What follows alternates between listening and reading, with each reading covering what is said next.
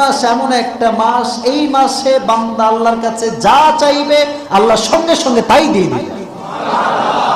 রমজান মাসে দোয়া করার স্পেশাল দুইটা সময় আছে। কয়টা সময়? এই দুইটা সময়ে বান্দা আল্লাহর কাছে চাইতে দেরি, আল্লাহর দিতে দেরি হয়। আমাদের এক নম্বর সময় হচ্ছে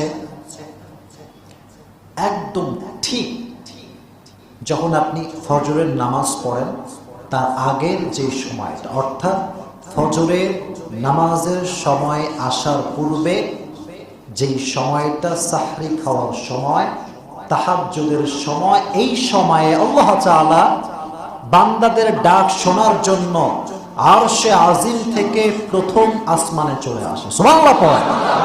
প্রথম আসমানে এসে বলে, তোমাদের কি দরকার চাও? ক্ষমা চাও, আমি আল্লাহ ক্ষমা করে দিব। তুমি আমার কাছে ধন সম্পত্তি চাও, আমি আল্লাহ ধন সম্পত্তি দিব। সুন্দরী মেয়েকে, গুণবতী মেয়েকে, চরিত্রবান মেয়েকে বিয়ে করতে চাও, আমি আল্লাহ তোমার জন্য চরিত্রবান মেয়ের ব্যবস্থা করে দিব। সুবহানাল্লাহ।